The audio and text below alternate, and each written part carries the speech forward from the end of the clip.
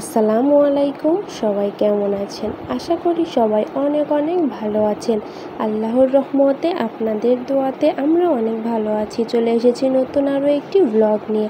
আশা করি আমার এই ব্লগটি আপনাদের কাছে ভালো লাগবে। এই তো, আর যে যেখান থেকে আমার ব্লগটি দেখছেন সবাই কমেন্ট করে জানাবেন। আর আজকের ব্লগটা শুরু করছি সকাল থেকে। সকালে ঘুম থেকে উঠে ফ্রেশ হয়ে এই তো আমি বিছানাগুলো 2 রুমের বিছানায় গুছিয়ে নিলাম।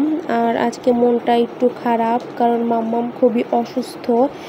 ওকে নিয়ে একটু টেনশানে আছি, জানি না কি করব। ও খুবই অসুস্থ হয়ে পড়েছে এই গরমে।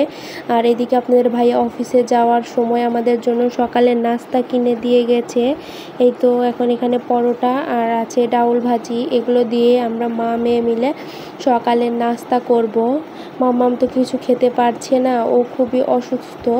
ওর শরীরে ঘামাচি হয়েছে এই গরমে। আর সবার কি অবস্থা সবাই কমেন্ট করে জানাবেন। আর এই গরমে সবাই বেশি বেশি পানি খাবেন, তাহলে শরীরটা একটু ঠিক থাকবে। আর শরীর ঠিক থাকলেই আমরা সকল কাজ করতে পারবো। আর এই তো রান্না বান্না খাওয়া দাওয়া তো আছে, এটা তো করতেই হবে প্রতিদিনের রুটিন। এই জন্য আমি ফ্রিজ থেকে মাছ বের করে রেখেছিলাম। আর এদিকে লাউ কেটে নিচ্ছি। আজকে লাউ দিয়ে পাঙ্গাস মাছের মাথা দিয়ে রান্না করব। এই রান্নাটা আমার কাছে খুবই ভালো লাগে। আমাদের পরিবারের 3 জনেরই এই খাবারটা অনেক পছন্দের, আমরা সবাই এটা অনেক পছন্দ করি। আপনাদের কাছে কেমন লাগে সবাই কমেন্ট করে জানাবেন। আর এদিকে আমি সব কুটি করে রেখেছি, এখানে মশলা বের করে রেখেছি, মাছ ধুয়েছি। এখানে আমি মাছের মধ্যে এখন হলুদ লবণ মরিচ দিয়ে দেব, দিয়ে মাখিয়ে নেব। আর এদিকে ভাতও উঠিয়ে দিয়েছি, কড়াইয়ে গরম বসিয়ে দিয়েছি যেন তাড়াতাড়ি গরমটা হয়ে যায়। আর মাম্মামের শরীরটা যেহেতু খারাপ, আজকে একটু তাড়াতাড়ি রান্না করতে হবে। আর আজকে আমি একটা তরকারি রান্না করব, বেশি কিছু রান্না করব না আজকে।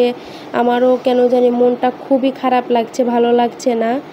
সবাই আমার মাম্মামের জন্য অনেক অনেক অনেক দোয়া করবেন, যেন আমার মাম্মাম তাড়াতাড়ি সুস্থ হয়ে যায়। আপনাদের কাছে শুধু একটাই চাওয়া, আপনারা শুধু আমাদের জন্য, আমাদের পরিবারের জন্য দোয়া করবেন। আমরাও আপনাদের জন্য অনেক দোয়া করি। সবাই ভালো থাকবেন। এই তো কথা বলতে বলতে এখানে আমি মাছগুলোও দিয়ে দিচ্ছি কড়াইয়ে। তোমার ভাতও বলকাতে শুরু করেছে। আর এখানে মাছ ভাজি হচ্ছে।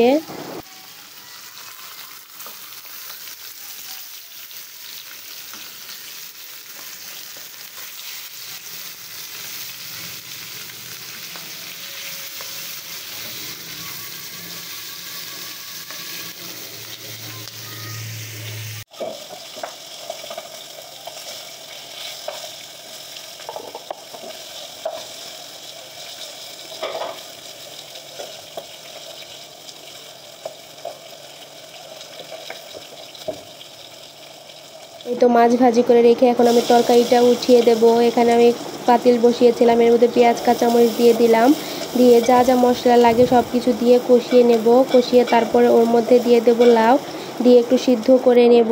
যখন সিদ্ধ হয়ে যাবে তখন ঝোলটা দিয়ে দেব।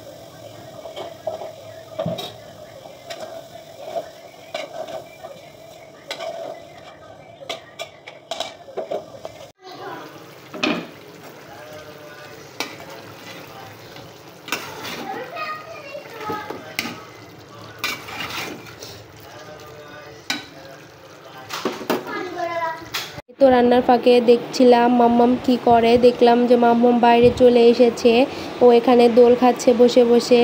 ওর এই দোলনাটা খুবই পছন্দ, ও সব সময় এই দোলনাতে বসে থাকে।